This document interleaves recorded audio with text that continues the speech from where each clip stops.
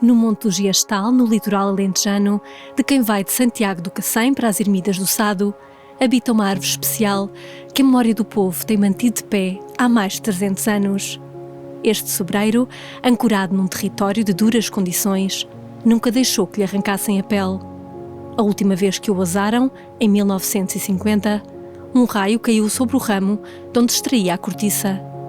Talvez um grito de alerta aos muitos sobreiros que sofreram com podas e descortiçamentos inadequados ou com o corte das suas raízes. E hoje lá está, a desafiar as partidas do tempo.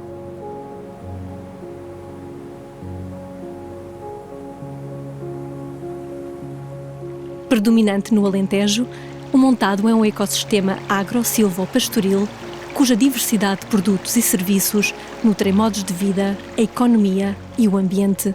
A herdade da Ribeira Abaixo é uma das 12 propriedades do Alentejo e da Extremadura que estão a olhar por esta paisagem comum.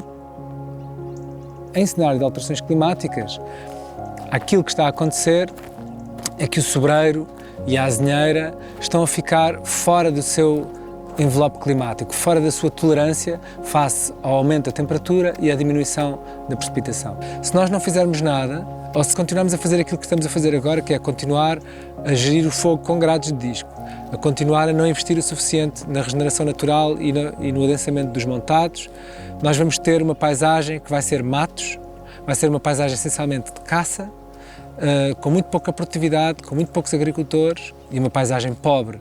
Não significa que não continue a existir Alentejo, vai continuar a existir Alentejo, mas aquilo que nós queremos, que são populações equilibradas, vai passar a existir cada vez menos. Esta herdade é especificamente uma herdade da Faculdade de Ciências, em que nós fazemos muita monitorização de longo prazo do ecossistema do Montado, mas também do bosque de sobreiro. Este tipo de quintas esta é a sua função, é experimentar coisas, gerar conhecimento, trazer aqui as pessoas que são multiplicadores, que são os agricultores inovadores, e depois eles pegam e põem em contexto de uma exploração mais gerida para uma lógica mais economicamente viável. Nós já sabemos a eficácia de montes de medidas. Nós sabemos que o maltes tem uma eficácia de 40% a 80% na retenção da água do solo. Nós sabemos que um corta-vento tem uma eficácia de 20% na retenção da umidade. Nós sabemos que à sombra temos uma diminuição da temperatura de 5 graus. Nós sabemos que quando plantamos numa zona umbria temos 40% a 60% mais de sucesso nas florestações e, portanto, quando plantamos a sul temos que ter muito mais cuidado. Portanto, nós temos um conjunto já de medidas que já conhecemos a eficácia e que muitas vezes as pessoas não utilizam porque acham que são um bocadinho umas curiosidades. Mas a verdade é que quanto mais nós estamos perto deste limite climático, mais estas medidas são importantes. Entre o Montado e a estepe, onde o pastoreio extensivo domina, há sementes de mudança no clima mais árido de Portugal. A rede alimentar de Mértola une sociedade civil, escolas, privados e poder local em torno do combate à desertificação e à insegurança alimentar. Esta estratégia de desenvolvimento, que integra iniciativas como a futura Estação Biológica de Mértola, passa pela reabilitação de espaços produtivos. E se jogássemos com a baixa densidade a nosso favor em vez de constantemente contra nós? Somos assim tão poucos? O que é que custa abastecer todas as cantinas de restauração coletiva? E o que é que isso significa? Estamos a falar de todas as crianças e de todos os idosos, ou seja, os públicos mais vulneráveis. E se conseguíssemos ter todo o público vulnerável alimentado só com produção local e biológica?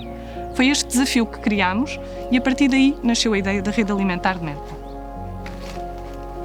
Nós neste momento estamos a apostar em primeiro lugar na produção do que são as antigas hortas mediterrânicas. Começámos isso por fazer isso numa horta experimental durante um ano, vimos que funcionava, agora estamos numa horta um pouco maior que, ademais, a transformamos num centro de agroecologia. Portanto, um centro de experimentação em que mostramos que as técnicas de agricultura regenerativa, com destaque para a agricultura sintrópica, podem mudar todo o ecossistema e a verdade é que os resultados foram muito positivos. Portanto, nós logo no primeiro ano começámos a ver que conseguíamos, em Mértola, produzir hortícolas e frutos a regar 2 vezes por semana. E isso é absolutamente fantástico num sítio como este, com a precipitação que nós aqui temos. apesar de nós estarmos a construir um processo que era um processo de longo prazo e nós estávamos a pensar já no curto prazo passar para a distribuição direta e dos circuitos curtos, com a pandemia sentimos a necessidade de dar uma resposta. Portanto, qual a melhor forma de proteger uma população do que poder levar os alimentos à porta e ainda por cima alimentos cultivados de forma biológica, numa forma absolutamente saudável, isenta de químicos, e foi isso que fizemos. E a verdade é que entre a Associação de Empresários do Val do Guadiana, a Associação Terra Sintrópica, o apoio da Escola Profissional Al-Sud, conseguimos, a dia 22 de março, portanto, mesmo no início da pandemia, já tínhamos um sistema de distribuição. Olá, está tudo bem? Está tudo bem, obrigada. Traz mais coisinhas boas hoje? Oh, fresquinhas. Do outro lado da fronteira, na Andaluzia, um grupo de jovens com diferentes ocupações mudou-se para o campo e está a regenerar terrenos municipais a si concedidos, promovendo o encontro cultural. Com a venda de cabazes agroecológicos no Vale del Lecrín e em Granada, aumentam o rendimento de produtores locais e dão emprego a trabalhadores migrantes que acolhem e integram. Este proyecto surgió de un grupo de personas que en 2016 nos juntamos a reflexionar y repensar sobre las problemáticas que estábamos viviendo quizás más acuciantemente en ese momento, como el tema de la migración, el cambio climático, la vinculación que todo eso tiene con la agricultura o los modelos de agricultura predominantes, y en pocas palabras el proyecto lo que intenta es repoblar el entorno rural a través de la creación de medios de vida sostenibles vinculados a la agroecología, a la producción de productos ecológicos. Y trabajamos no solo con personas migrantes y refugiadas, sino también con productores locales y productoras locales.